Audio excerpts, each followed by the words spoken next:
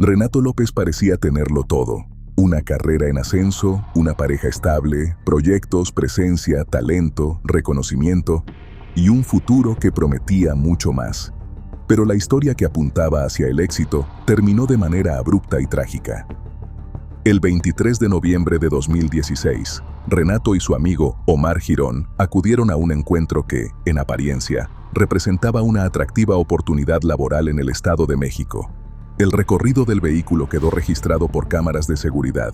Esas imágenes se convertirían en las últimas captadas antes de que todo cambiara para siempre. Con el avance de la investigación quedó claro que lo ocurrido esa noche no fue un hecho aislado, sino el desenlace de tensiones y decisiones que fueron escalando hasta derivar en violencia. ¿Fue una agresión impulsiva? ¿O se trató de una ejecución planeada con anticipación?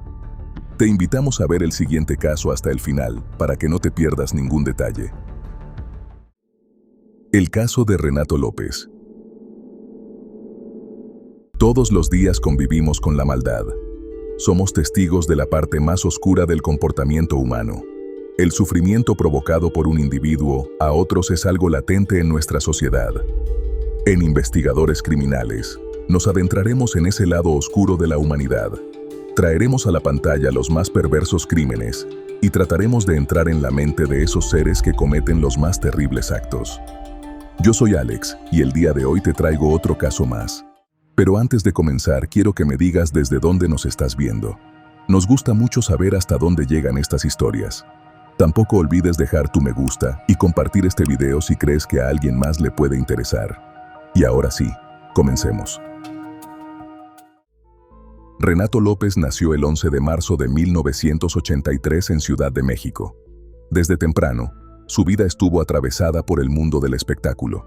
Compartía nombre con su padre, un reconocido compositor, cantante, letrista y actor de doblaje cuya voz marcó a toda una generación. De su madre se conocen pocos detalles. Algunas versiones apuntan a ascendencia sueca, pero ese aspecto siempre se mantuvo en el ámbito privado. Cuando aún era niño, la familia se trasladó a Estados Unidos, así que Renato vivió entre Los Ángeles, Miami y Nueva York, creciendo en un constante cruce de culturas que moldeó su carácter cosmopolita y amplió su mirada del mundo. Mientras tanto, en México y gran parte de Latinoamérica, su padre consolidaba un legado imborrable en la memoria colectiva gracias a su participación en numerosas producciones de Disney. Interpretó las canciones de Simba adulto en El Rey León, dio voz al chamán en Pocahontas y cantó el tema Yo soy tu amigo fiel en Toy Story. El apellido López ya estaba asociado al arte y la música. Así las cosas, no fue de extrañar que la carrera de Renato comenzara muy pronto. A los 6 años protagonizaba comerciales tanto en México como en Estados Unidos. Su naturalidad frente a cámara llamó la atención de productores y anunciantes, convirtiéndolo en un rostro frecuente en la pantalla. A los 9 descubrió la guitarra y se volcó a ella con disciplina. Desde entonces, la música dejó de ser un pasatiempo para transformarse en vocación. Pero el talento no era suficiente. Renato quería ir más allá. Estudió música y teatro en Estados Unidos con maestros de amplia trayectoria y complementó su formación en una de las escuelas de arte dramático más prestigiosas y exigentes de Nueva York, reconocida por su enfoque riguroso en la técnica actoral. Durante la adolescencia se integró como guitarrista a una banda de rock. Con el grupo firmó contrato con un sello independiente y llegó a compartir escenario con reconocidas agrupaciones internacionales del rock alternativo, experiencia que lo llevó a recorrer distintos escenarios y a consolidarse dentro del circuito musical. Así, entre la actuación y la música, Renato comenzaba a construir un camino propio, más allá del peso de su apellido. Entretanto, sus hermanas, Denise y Stephanie, también siguieron caminos creativos. Una como cantante y DJ, y otra como destacada comediante y artista escénica.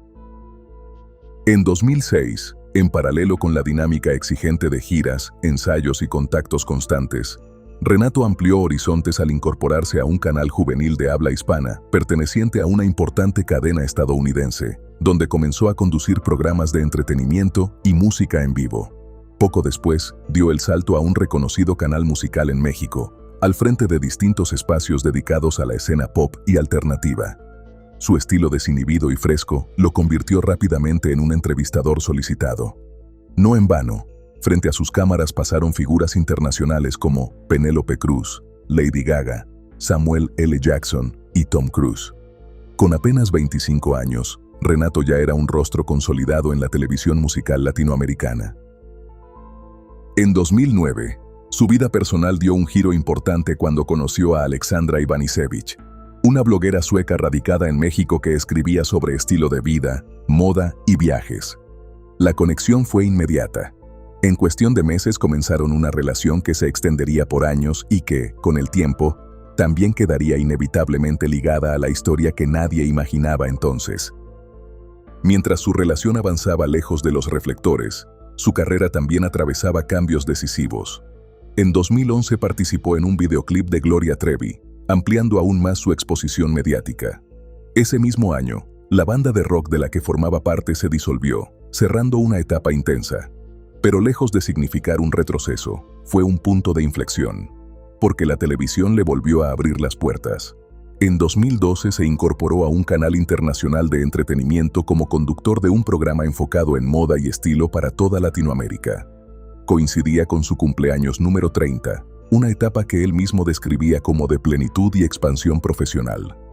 Pero esa sensación de estabilidad no lo llevó a conformarse. En entrevistas expresó su deseo de diversificar su carrera, conducir, actuar y seguir creando música. Muchos veían esa ambición como un desafío difícil de sostener, pero Renato estaba decidido a intentarlo. Y no tardó en demostrarlo. Poco después dio un paso firme hacia el cine, al integrarse al elenco de una comedia romántica mexicana junto a figuras consolidadas de la pantalla. Para muchos, aquella participación fue la confirmación de que no era solo un conductor carismático, sino un actor capaz de habitar un personaje y conectar con el público desde la ficción. Su inquietud artística, sin embargo, no se detuvo ahí. En 2013 comenzó a destacar también como compositor. Coescribió una canción para la cantante Patti Cantú y colaboró en proyectos musicales con artistas reconocidos como Paulina Rubio y Belanova. La música, que había comenzado como un descubrimiento infantil, se consolidaba ahora como un espacio profesional donde podía crear, aportar y mantenerse vigente dentro de la industria. En ese contexto llegamos a 2016, época en la que Renato se encontraba en la cúspide de su carrera. Con apenas 33 años, se había consolidado como conductor de televisión, actor en ascenso, músico y empresario. Su nombre aparecía en portadas de revistas, en programas de entretenimiento y en colaboraciones con artistas internacionales. Para la industria, representaba el perfil del talento joven que parecía tenerlo todo: carisma, disciplina y un futuro prometedor. Ese mismo año lanzó, en colaboración con una marca sustentable, una línea de botas que llevaba su sello personal. El proyecto reflejaba su interés por diversificar su trabajo y demostrar que podía incursionar con éxito no solo en el espectáculo, sino también en el ámbito empresarial. Y es que su espíritu emprendedor lo impulsaba a explorar nuevas oportunidades siempre con gran entusiasmo. El estreno de la película Machos marcó otro momento importante. Renato asistió a alfombras rojas, concedió entrevistas y habló con orgullo de su participación en el filme. Poco después, viajó junto a Alexandra a la boda de una reconocida actriz mexicana y un influyente productor del medio. Amigos cercanos lo describieron como feliz, relajado y confiado. Nada hacía prever lo que sucedería días más tarde. El 23 de noviembre de 2016, Renato recibió una propuesta laboral que, en apariencia, resultaba difícil de rechazar. Se trataba de una invitación para convertirse en la imagen de una campaña inmobiliaria en el Estado de México. La remuneración superaba lo que solía percibir por trabajos similares, un detalle que reforzaba la legitimidad de la oferta. Decidió no ir solo. Lo acompañó su amigo y colaborador cercano, el relacionista público Omar Girón. Aquel miércoles salieron en auto convencidos de que acudían a una reunión profesional. Nada parecía fuera de lo normal. Horas antes, Renato había publicado una fotografía en redes sociales. Llevaba menos de 24 horas en el Estado de México y ya decía que extrañaba la playa. Un mensaje simple, cotidiano, el último del que se tendría registro. Después de eso, silencio. Las llamadas dejaron de responderse. Los mensajes quedaron en visto. Y, Conforme avanzaba la tarde, la inquietud comenzó a transformarse en alarma. Cerca de las 3, ambos fueron reportados como desaparecidos. Un par de horas más tarde ese mismo día, en una zona boscosa y de tránsito escaso, algunos habitantes afirmaron haber escuchado detonaciones provenientes de un paraje aislado, cercano a una antigua área minera fuera de operación. Sin embargo, las primeras patrullas que acudieron al lugar no encontraron indicios concluyentes. No había testigos claros, ni rastros evidentes que explicaran lo ocurrido. Fue hasta la mañana del 24 de noviembre cuando, en ese mismo paraje, un poblador descubrió un vehículo abandonado en un camino de tierra. Una vez que las autoridades fueron notificadas y se trasladaron al sitio, confirmaron que, en el interior del vehículo, se encontraban los cuerpos sin vida de Renato y Omar. El automóvil tenía perforaciones visibles en el parabrisas y la carrocería, señales inequívocas de que se había tratado de un ataque directo y deliberado. Más inquietante aún, era que el camino de tierra conectaba con una exclusiva zona residencial cercana, compuesta por fraccionamientos con vigilancia privada y presencia policial constante. La pregunta resultaba inevitable. ¿Cómo pudo perpetrarse un crimen así en un entorno que, en teoría, estaba bajo control? Antes de seguir, hagamos una pausa rápida. Si este video te está pareciendo interesante, te invito a que te suscribas al canal y dejes tu me gusta. Eso ayuda muchísimo a que podamos seguir haciendo más videos y contando este tipo de historias reales. Dicho eso, ahora sí, continuemos con la historia. De acuerdo con la reconstrucción preliminar de los investigadores, ambos habrían llegado conduciendo hasta el punto acordado. Luego, todo indicaba que el ataque se habría producido allí mismo, dentro del vehículo, sin que alcanzaran a descender. Las pericias balísticas registraron 13 detonaciones de un arma calibre 9 milímetros, efectuadas a más de 1,5 metros de distancia. La precisión y la trayectoria reforzaron la hipótesis de ataque directo. Renato se encontraba en el asiento del copiloto. Omar, al volante, aún tenía colocado el cinturón de seguridad. Ese detalle resultó revelador. No hubo forcejeo ni intento de huida. Simplemente no tuvieron oportunidad de reaccionar.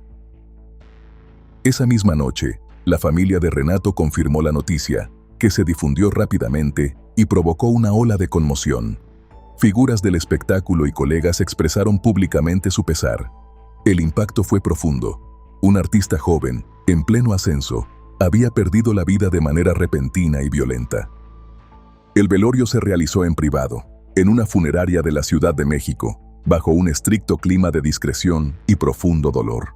Compañeros de trabajo y amigos cercanos acudieron a despedirse en una ceremonia íntima, marcada por la emoción y el silencio. La gran mayoría evitó hacer declaraciones a la prensa. La familia había pedido respeto y reserva, y ese fue el pequeño pero firme gesto con el que quienes lo querían decidieron acompañar el duelo. Días después, Renato fue sepultado en uno de los cementerios más emblemáticos de la capital, donde descansan reconocidas figuras del espectáculo nacional. Allí terminó la historia pública de un joven cuya carrera parecía apenas comenzar. El caso conmocionó al país. La noticia se propagó con rapidez y dejó una sensación de incredulidad, especialmente por tratarse de una figura pública en pleno ascenso. Renato no era un desconocido. Su presencia constante en medios y proyectos lo había convertido en un rostro familiar. Por eso la incredulidad fue aún mayor cuando se supo que había salido a una reunión de trabajo y nunca regresó. Días después, ya en diciembre, la Fiscalía Estatal confirmó lo que muchos sospechaban. No se trató de un asalto ni de un encuentro fortuito que salió mal. Fue un ataque premeditado. La supuesta propuesta laboral había sido el anzuelo de una emboscada cuidadosamente planeada. Para llegar hasta ahí, los investigadores habían analizado el círculo cercano, tanto de Renato como de Omar. Fue así como, gracias a los correos electrónicos y el registro de llamadas, comprendieron que habían caído en una trampa. Las primeras líneas de investigación apuntaron a un posible móvil personal, dirigido específicamente contra Renato. Se habló de conflictos privados y tensiones previas. Pero ¿quién lo había citado realmente? ¿Qué intereses se ocultaban detrás de la supuesta oferta laboral? Las preguntas se multiplicaban mientras la investigación apenas comenzaba. El contexto no ayudaba a disipar las dudas. La zona donde fueron hallados los cuerpos registraba antecedentes de actividad delictiva y, en fechas cercanas, se habían encontrado otros cadáveres en áreas próximas. Esa coincidencia alimentó especulaciones iniciales sobre un posible vínculo con el crimen organizado. Sin embargo, conforme avanzaron las pesquisas, no surgió ningún indicio que relacionara a Renato con actividades ilícitas. La hipótesis tomó otro rumbo. Mientras tanto, las cámaras de seguridad instaladas en los accesos y vialidades cercanas resultaron clave. En las grabaciones se observaban dos vehículos: el automóvil en el que viajaban Renato y Omar y un segundo auto que, de acuerdo con la investigación, los iba guiando, marcando la ruta hacia el lugar donde más tarde serían atacados. El análisis cuadro por cuadro de esos videos permitió reconstruir el trayecto de aquella tarde e identificar características del vehículo guía, incluidas posibles placas.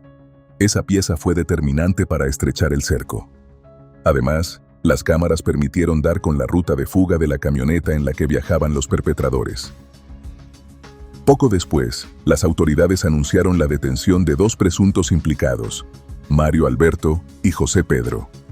Según la versión oficial, una persona había contactado a Renato y a Omar para citarles alrededor de las 5:30 de la tarde en las inmediaciones de un centro educativo ubicado en una exclusiva zona residencial. Allí, un individuo a bordo de otro automóvil haría contacto con ellos y los conduciría hasta el punto definitivo del encuentro, en un municipio boscoso y de tránsito reducido. La hipótesis planteaba que la agresión habría sido ordenada por un tercer sujeto que, en ese momento, aún no había sido identificado. De acuerdo con la investigación, Mario Alberto habría sido quien los contactó bajo el pretexto de una oportunidad laboral. José Pedro, por su parte, era señalado como el conductor del vehículo que los guió hasta el punto acordado. Ambos fueron acusados como probables responsables del delito de homicidio calificado y trasladados a un centro penitenciario estatal ubicado en la zona norte del área metropolitana. Allí quedaron a disposición de un juez, quien los vinculó a proceso y estableció un plazo de 2 meses para el cierre de la investigación complementaria. Mientras tanto, el recuerdo de Renato permanecía vivo. En 2017 se estrenó de manera póstuma la película Me gusta, pero me asusta, el último proyecto cinematográfico en el que había participado. La cinta fue recibida por muchos como un homenaje involuntario, una despedida en la pantalla grande que permitió verlo una vez más en el lugar donde se sentía pleno, frente a cámara. En paralelo, lejos del foco artístico, la investigación seguía su curso y el interés público no disminuía. En ese contexto, la vida de Alexandra quedó expuesta de una manera inesperada. En medio del duelo, tuvo que enfrentar rumores, comentarios y especulaciones. Un recordatorio incómodo de cómo, en los casos de alto perfil, la línea entre lo íntimo y lo público se borra con rapidez. A pesar de todo, en San Valentín, Alexandra decidió compartir un gesto que tomó a muchos por sorpresa. Publicó un video tierno del momento en que ella y Renato se habían comprometido, un detalle que para muchos era desconocido. En la publicación, escribió que quizás se casarían en otra vida, y que nunca olvidaría ese día. Durante meses, el expediente avanzó lejos de los reflectores. Entre audiencias, análisis de pruebas y diligencias, el caso seguía su curso, pero casi sin información que trascendiera al público. Hasta que llegó 2018 y todo dio un giro. El nombre de Renato volvió a ocupar titulares y conversaciones. Gracias al avance en la investigación, al análisis de evidencia y a las declaraciones de uno de los presuntos implicados, en mayo, casi 1 año y medio después de los hechos, las autoridades anunciaron la detención de un tercer sospechoso. Se trataba de un hombre identificado como Ricardo, señalado como presunto participante directo en la agresión. Meses más tarde, hacia finales de ese mismo año, cayó un cuarto detenido, Adrián. Las autoridades lo señalaron como el presunto tirador y fue vinculado a proceso por el delito de homicidio. Pero 2018 también marcó otro capítulo en esta historia. El anuncio del compromiso de Alexandra con un abogado, uno de los amigos cercanos de Renato, generó reacciones encontradas. Para algunos, fue una noticia difícil de asimilar. Para otros, una decisión personal que solo le pertenecía a ella y a su propia vida. En redes sociales, Alexandra habló al respecto y compartió un mensaje que intentaba poner en palabras ese giro inesperado. Dijo que, a veces, la vida encuentra formas extrañas de unir a las personas. En cuanto a la investigación, el proceso tardó alrededor de 3 años en llegar a una conclusión formal. Fue hasta 2019 cuando los implicados recibieron sentencias que oscilaron entre más de 40 y hasta 55 años de prisión, dependiendo del grado de participación, además de sanciones económicas. Finalmente, la investigación concluyó que el móvil estuvo relacionado con un conflicto de carácter pasional. De acuerdo con lo establecido, la pareja sentimental de uno de los imputados mantenía una relación con Renato, una situación que habría generado tensión y desencadenado el enfrentamiento directo entre los involucrados. Según la versión ministerial, ese conflicto habría escalado hasta la decisión de ordenar la agresión que terminó con su vida. Sin embargo, no se hizo público el contenido completo de las declaraciones ni todos los detalles que sustentaron esa línea de investigación. Parte del expediente permanece bajo reserva procesal, lo que implica que ciertos elementos del caso siguen sin conocerse oficialmente.